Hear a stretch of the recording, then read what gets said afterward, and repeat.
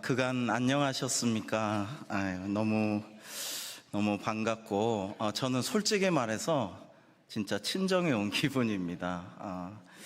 2년 하고 또 목회 정말 위기 시간에 교회가 둘로 쪼개졌는데, 그 상황에서 또 박지영 목사님께서 불러주셔서 또 심호하고 너무 사랑을 많이 받고 저도 나름대로 열심히 사랑하면서 섬겼던 귀한 그런 시간이었습니다. 우리 사무엘 무어 모삼열 선교사님께서 창립하시고 역대 귀한 목사님들과 장로님들 또 귀한 성도님들께서 믿음을 이루어 지금까지 오게 하신 동막교회 120주년을 진심으로 축하드리고요. 또 하나님께 영광과 감사와 찬양을 올려드립니다. 목사님 뵙기 전에 잠깐 정장시 장로님, 하종균 장로님 밑에서 또 우리 황복림 권사님 여러분을 좀 뵙고 또 이렇게 나드 찬양단 이렇게 하시는 거 봤는데요. 너무 똑같아서, 옛날하고 너무 똑같아서 굉장히 억울한 생각이 이분들이 나이 참 안 드시는구나, 나이값 못 하신다 이런 생각을 했습니다. 저만 망가지고 다들 그냥 똑같으셔가지고 참 놀랬습니다. 오늘 전하고자 하는 하나님의 말씀은요, 너무나 부족한 저를 또 불러주시고 안수해 주시고 부목사로 2번이나 섬길 수 있게 해주시고 사랑으로 기도해 주셔서 지금 참 좋은 교회, 평안한 교회, 모범적인 교회 위임 목사로 잘 섬기고 있는데요, 정말 제 마음의 큰 부분은 우리 동막교회 참 덕분이라는 생각을 많이 해요. 제가 2년간 열심히 사역하고 있을 때 목사님께서 많은 걸 맡겨주셨는데도 또 이 목사는 공부를 해야 될 타입이야, 공부를 꼭 해야 돼. 그래서 저는 목회하려고 하지 공부할 생각은 없어요. 교수 될 생각도 없고 그랬는데 그래도 공부는 해. 그래서 이제 공부를 이어가서 또 이제 공부도 할 수 있게 해주셨고 여러 가지로 너무나 감사한데요, 오늘 전하고자 하는 하나님의 말씀은 하나님은 우리 아버지고 교회는 우리 어머니시다라는 말씀을 나누고자 합니다. 하나님께서 우리 아버지심은 우리가 다 잘 아는 것이고 고백하는 바입니다. 아빠 아버지로서요. 근데 이 하나님이 우리에게 주신 어머니가 있는데 육신의 어머니만이 아니라 이 교회가, 우리 동막교회가 우리의 진짜 어머니가 되시는 줄로 믿습니다. 여러분, 그런 고백으로 살아가야 우리는 할 것입니다. 화면을 한번 보시면, 제가 준비한 글을 한번 보시면 좋겠습니다. 고대교회 교부인 키프리아누스는 당신이 교회를 당신의 어머니로 가지지 않는다면 하나님을 당신의 아버지로 가질 수 없다라고 말했습니다. 역시 고대교회 교부인 성 어거스틴 아우구스티누스도 말했습니다. 우리는 우리 주 하나님을 사랑합니다. 그의 교회를 사랑합시다. 전자를 아버지로서 후자를 어머니로서라고 말했습니다. 종교개혁자 장 깔뱅 역시 이 어머니, 즉 교회가 우리를 태 속에 품고 낳고 가슴의 품에서 기르고 마침내 우리가 육체를 벗고 천사처럼 될 때까지 그의 지킴과 지도 아래 우리를 보호하지 않는다면 생명으로 들어갈, 영생으로 들어갈 다른 길이 없다라고 말씀한 바가 있습니다. 그래서요, 고대 교부 교회 아버지로부터 종교개혁자 칼뱅에 이르기까지 교회 역사에서 많은 분들이 교회는 우리의 영적인 어머니시다라고 말씀을 하였습니다. 저는 교회사를 전공을 했는데요, 이런 것들을 볼 때마다 제 마음속에는 동막교회가 떠오릅니다. 저에게 전임 사역자 길을 걷게 하시고 안수도 주시고 사랑해 주시고, 진짜 동막교회에서 맛있는 것도 많이 먹고, 또 힘들 때 힘내라고 우리 이순 권사님이 푸짐하게 이제 직접 차리셔갖고 밥도 많이 차려주셨고, 또 이렇게 추억이 너무 많아요. 그래서 가족 같고 어머니 같습니다. 정말 그 한마음 체육대회 또 예전에는 그 우리 구청장님 계실 때 협조를 받아서 경찰들이 이렇게 다 길도 통제해주고 그래서 앞에서 마라톤 대회도 했고 정말 재미있었고요. 또 한마음 체육대회 멀리 강릉에 가서 정말 즐겁게 했었는데 그때 지금 선임 장로님이신데 정장시 장로님이 운전하고 제가 옆에 타고 막 강릉하고 왔다 갔다 하고 답사하고 준비하고 막 그렇게 하는데요. 장로님도 특전사시지만 저도 특공연대 나와서 별로 겁이 없는데 별로 뭐 쪼는 일이 없습니다. 지난주에도 뭔가가 마이크가 방송실에서 실수로 떨어져서 꽈당해서 놀랐는데 저는 안 놀래고 설교를 잘 했는데요. 근데 그때 진짜 죽는 줄 알았습니다.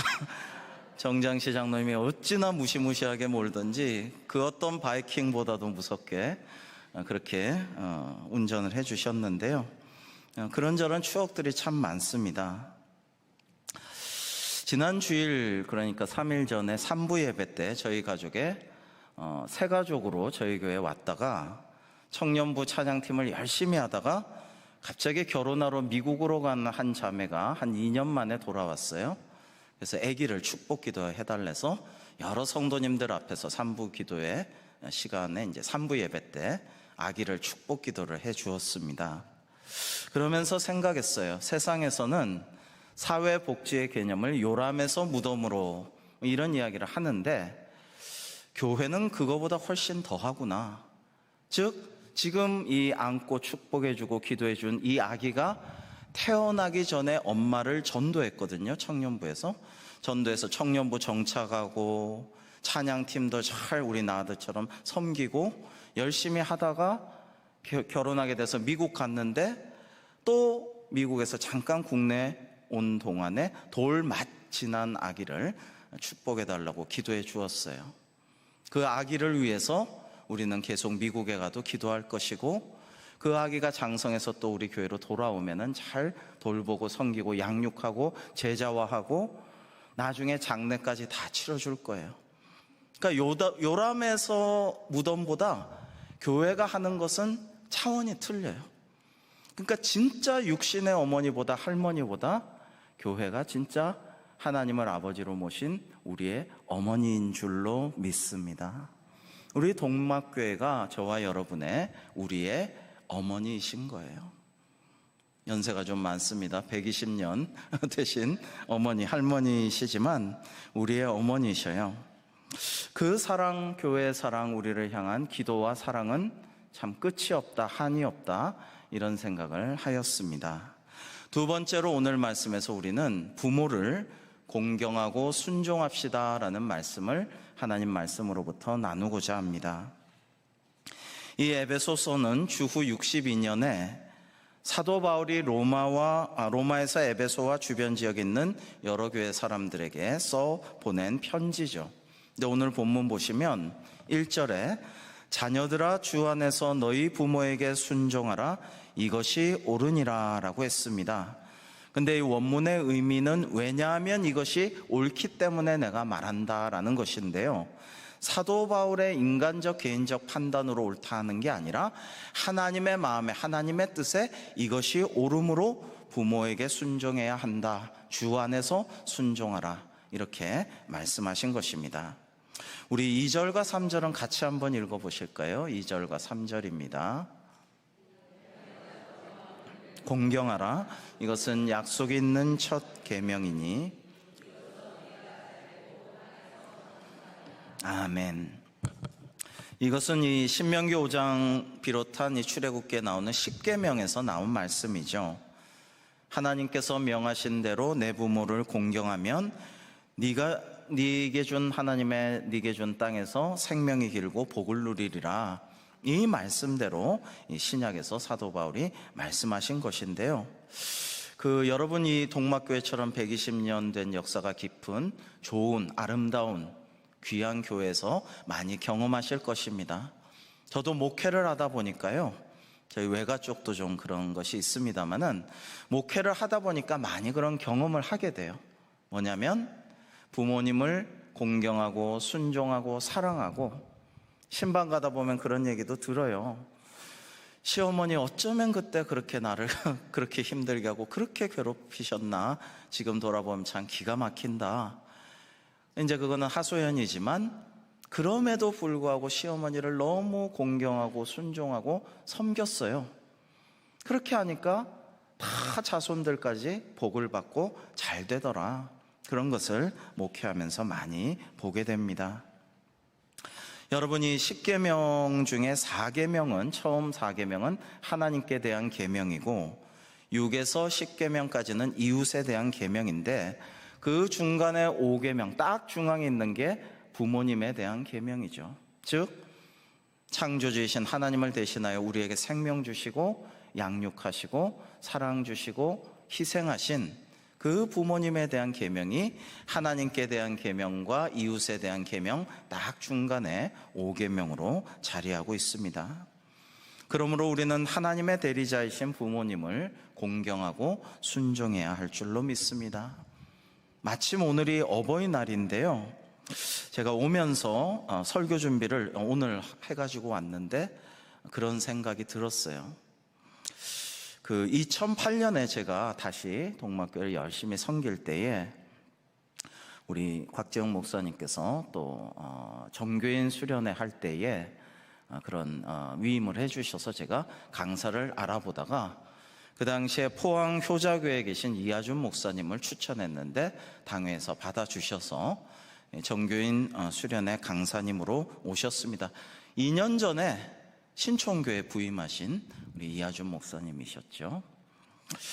그런데 수련회 둘째 날 정교인 수련회인데 그때 많은 교인들이 와서 열심히 수련회 하고 은혜롭게 하고 있는데 이제 전화가 왔는데 이하준 목사님 포항에서 어머님께서 돌아가셨다라는 거예요. 모친 상을 당하셨어요. 근데 그래도 우리 동막교회와 약속한 귀한 정교인 수련회 둘째 날인데 이거를 해야지 해서 정말 눈물을 흘리면서 포항에서 올라오셔서 저녁에 집회를 했어요. 저도 지금 기억이 납니다. 그때 조금 어머님 돌아가시고 장례 중에 오셔서 처음엔 약간 좀 이렇게 좀 버벅댔달까 조금 좀 당황했달까 좀 이렇게 잘 안 풀리셨어요. 성도들도 약간 어제하고 틀린데 좀 의아했는데 계속 말씀을 전하시다가 사실은 이런 상황에서 제가 성도님들께 왔습니다 하자 굉장히 그 이후에 이제 성령님의 은혜 주셔서 굉장히 은혜로운 집회가 되었던 것으로 기억이 납니다. 그리고 저는 그때 생각했어요. 육신의 어머니뿐만 아니라 영적인 어머니인 교회를 특히 나는 목회자니까 지극히 사랑하고 섬기고 때로는 희생해야지, 이런 다짐을 그때 좀 많이 했었던 것 같습니다. 실은 저도 얼마 전에 우리 120주년 동막교회 설교 부탁을 받았는데요, 너무 감사하죠. 영광스러운 자리고 제가 2번이나 왔고 또 횟수는 3년이지만 저의 마음속에 굉장히 큰 부분을 목사님께 배우고 귀한 교회에서 사랑을 받고 저도 나름 열심히 해왔고 해서 고향 같고 친정 같은 교회인데 당연히 기쁨으로 해야죠. 그래서 하겠습니다 말씀을 드렸습니다마는 그때 저희 어머님께서 중환자실에 갑자기 들어가시게 되었어요. 그래서 의사 선생님은 가망이 없다, 준비하라, 그리고 더 좋아질 수가 없다 단언을 했어요. 더 좋아질 수가 없을 것이다, 이제 준비하시라고 그렇게 말씀을 하셨습니다. 그렇지만 또 생명은 하나님께 달린 것이고 우리의 생사와 복을 주관하시는 이는 하나님이시잖아요. 그러니까 저는 정말 동막교회 120주년 기념 예배 부목사 설교 부탁할 때 저도 꼭 하고 싶습니다. 하게 해주시기를 원합니다. 그런 마음으로 기도하면서 어머니가 편찮으시니까 못 가겠습니다라고 하지 않고 포항 저도 왔다 갔다 했습니다마는 그냥 기도하면서 기다렸는데요. 근데 놀랍게도 기적적으로 어머님께서 많이 회복이 되셨어요. 의식이 없으셨어요. 저도 못 알아보고 말씀도 못 하고 눈도 못 뜨셔요. 눈을 가끔 떠도 딴 데 보고 계셔요. 장남이 내려가서 이렇게 옆에 있는데 중환자실에서. 근데 의식도 돌아왔고, 비록 코로나마 음식물도 지금 섭취하고 계시고, 가늘게 수고했단 말도 하시고, 이렇게 돼서 의사가 되게 놀랐어요. 이거 이렇게 될 수가 없는데 하나님께서 하신 줄로 믿습니다. 하나님께서 우리 동막교회 말씀 전하실 수 있는 기회를 주시고, 또 이렇게 간증하실 수 있는 기회도 주셨어요. 저희 어머님은 옛날에 목사님 따님으로서 열심히 섬기고 정말 충성을 다하셨는데, 그 지병으로 한쪽 눈이 계속 시력이 나빠지다가 한 번은 0.0이 됐어요. 완전히 한쪽 눈이 실명됐었는데, 그때 역시 의사가 이제 실명이고 왼쪽 눈은 앞으로는 전혀 안 보일 것입니다. 좋아질 수는 없습니다. 판정을 했어요. 그건 의사 생각이고, 열심히 여전도의 연합회 일도 많이 하고 생명의 전화 저도 따라가서 했습니다면은 밤새도록 이제 자살하려는 사람 붙잡아주고 전도도 하고 위로해주고 그거 열심히 하셨거든요. 그 봉사하시라고 하나님께서 가장 봉사 피크, 연합여전도의 그 권사님으로서, 회장으로서 막 그냥 돌아다니면서 하실 때 아마 저희 어머니 눈이 좀 좋아지면 좋겠다고 하나님 생각하셨나 봐요. 그래서 눈이 점점점 좋아졌어요. 1.0까지 회복이 됐어요.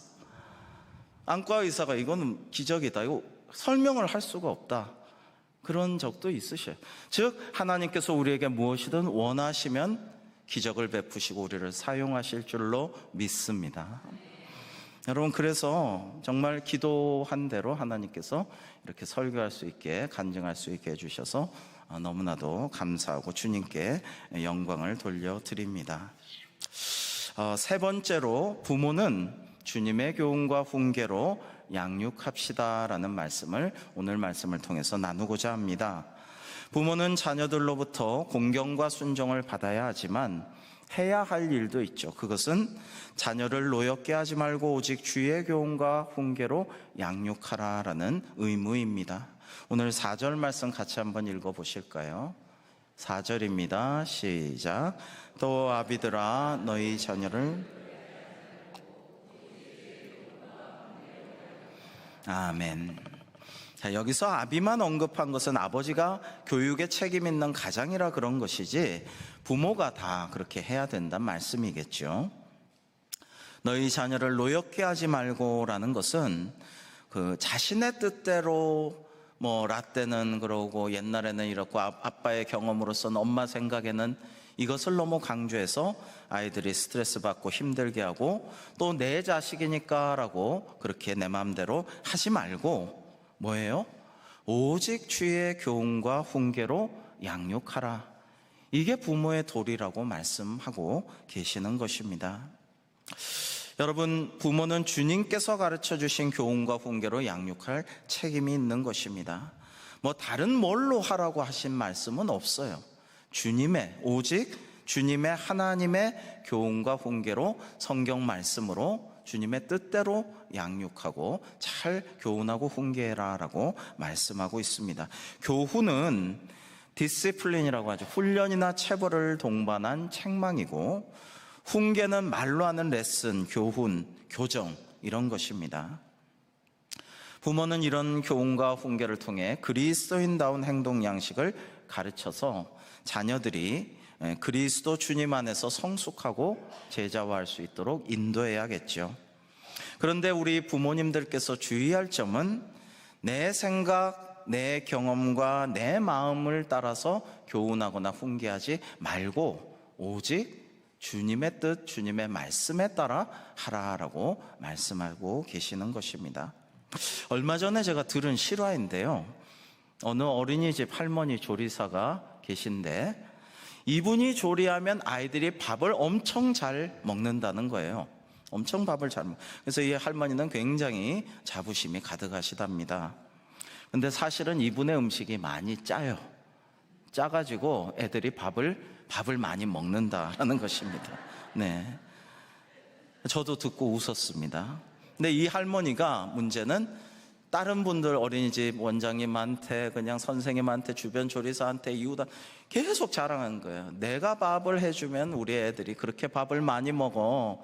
내 음식이 최고야. 왜냐면 간이 딱 맞거든. 이렇게 말씀하시는데 사실은 너무 짜가지고 많이 먹는데요. 건강에도 안 좋고 부모들이 알면 싫어할 일이죠. 본인의 착각인 것이죠.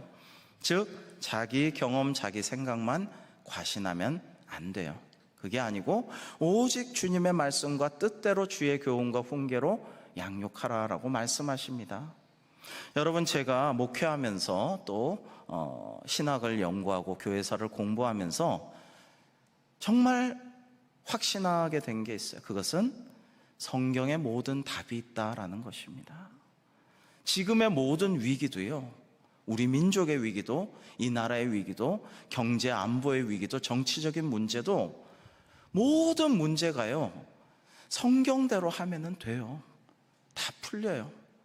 지금 대립과 갈등과 분열이 가득하고 혐오가 가득하고 거짓 뉴스, 거짓말이 가득하잖아요. 성경대로 몸소 화목제물 되신 주님을 따라 우리 화평케 하신 자가 되라 하신 하나님의 말씀대로 우리가 서로 화목하도록 만들려고 애쓰고 기도하고 내가 인내하고 이러면 돼요. 그렇게 안 하는 것이 문제죠. 우리의 문제죠. 교회는 신자의 어머니라고 했습니다. 따라서 교회도 신자들을 바르게 훈계하고 교훈할 책임이 있습니다. 얼마 전에 우리 교우들 데리고요, 요즘에 많이 다니더라고요. 문중경 전도사님의 순교지, 야월교회, 염산교회, 전라남도 쪽의 순교지를 좀 돌면서 가기 전에 기점으로 조덕삼 장로님과 이자익 목사님 이야기로 유명한 전북 김제 금산교회 당회록을 한번 이렇게 소개를 받았는데, 원래 제가 교회사 하면서 알고 있던 내용입니다. 권징의 내용이 많아요. 조덕삼 장로님과 이자익 목사님으로 유명한 김제 금산교회는 참 한국의 자랑스러운 역시 선교사님이 지으신 위대한 교회죠. 그런데 그 교회 당회록에는 권징이 많아요.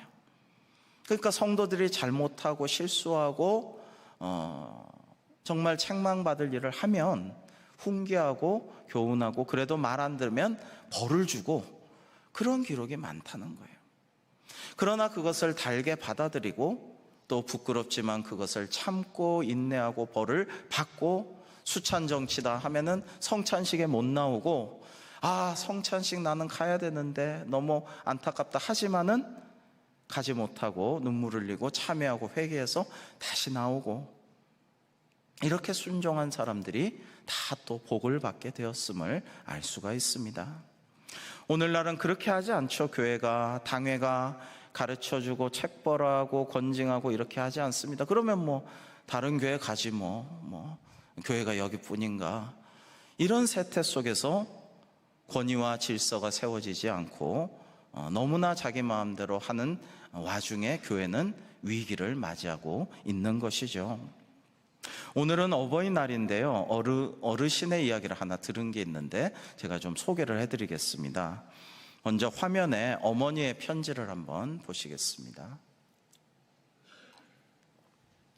어머니가 아들에게 편지한 건데요, 그날 파란 보리알 한 사발을 작은 손가락으로 만들어 들고 온 어린 아들의 곱고 고운 정성에 나는 울었다. 고사리 같은 너의 두 손을 꼭 안아주고 싶었지만 나는 너를 위해 매를 들지 않을 수가 없었다. 안아주고 싶은 자식을 때려야만 했던 엄마는 가슴에 못을 박는 아픔이었다. 엄마를 생각하는 너의 마음 정말 고마웠다. 사랑하는 내 아들아, 라는 편지인데요, 어느 어르신이 이제 이야기합니다. 돌아가신 어머니의 편지다. 내가 국민학교 1학년 때 집에 먹을 건 없고 엄마는 몹시 아파 누워 앓고 계셨다. 굶고 누워 계신 엄마를 지켜만 볼 수가 없어서 보리밭으로 나가 여물지도 않은 파릇파릇한 보리이삭을 쥐었다. 남의 걸 훔치려니 손이 떨리고 무서웠다. 엄마를 위해 용기를 내어 하나를 뽑아 불에 태워 익혔다. 태운 보리를 손가락으로 비벼서 파란 보리알을 골라 하얀 사발에 담아 엄마께 드렸다. 엄마, 이거라도 드시고 좀 기운 내세요. 엄마는 힘들게 일어나 앉으시더니 내 손을 보셨다. 내 손은 까맣게 재가 묻어 있었다. 엄마는 이제 어디 가서 보리서리를 해온 것을 눈치채신 것이죠. 어서 나가서 매를 만들어 오너라. 소나무 가지를 꺾어 매를 만들어 왔다. 굶어 죽더라도 남의 것에 손대선 안 된다. 바늘도둑이 소도둑 되는 거야. 바지를 걷어올리고 종아리를 많이 맞았다. 까칠까칠한 소나무 가지라 많이 아팠다. 엄마, 잘못했어요. 용서해 주세요. 다시는 도둑질 안 할게요. 엄마를 위해 했던 일이 도리어 엄마를 슬프게 하고 말았다. 가뜩이나 몸도 아픈 엄마의 마음까지 아프게 한 것이 너무 마음에 걸려서 종아리도 아프지만 마음도 아파 울었다.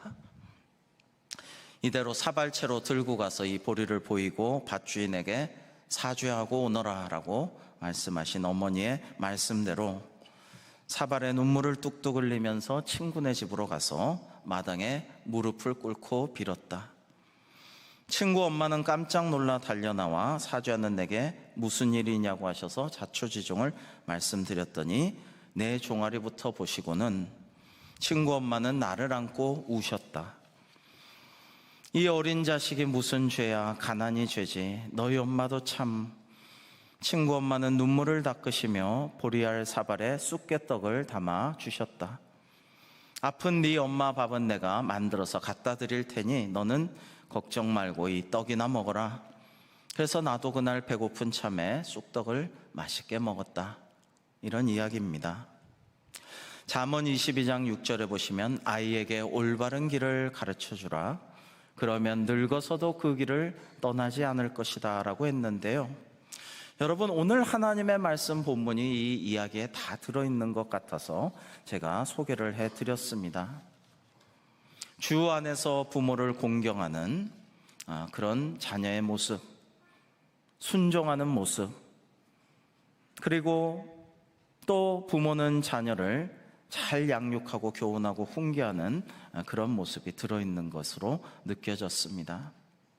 사랑하는 성도 여러분, 만약에 내 부모님이 그리스도인이라면 부모님을 공경하고 순종하는 마음으로 하나님을 잘 믿는 것이 최고의 효도인 줄로 믿습니다. 부모님이 만약 안 믿으신다면 부모님의 영혼을 구원하는 것이 또한 가장 큰 효도인 줄로 믿습니다. 근래 별세하신 이어령 박사님의 따님 이민아 목사님은 사랑하는 아버지를 위해 간곡히 전도하여서 마침내 이어령 박사님이 주님을 영접하셨죠. 그리고 많은 이들에게 복음을 전하며 말년은 간증하고 복음 전하면서 오롯이 보낸 것을 우리는 알 수 있었습니다. 얼마나 큰 효도를 한 것입니까? 세상적으로는 이민아 목사님이 부친보다 먼저 하늘나라로 가셨지만은 그게 세상적으로는 큰 불효라 하겠지만 아버님을 전도했으므로 하늘나라에서 만날 것이므로 걱정이 없는 것이죠.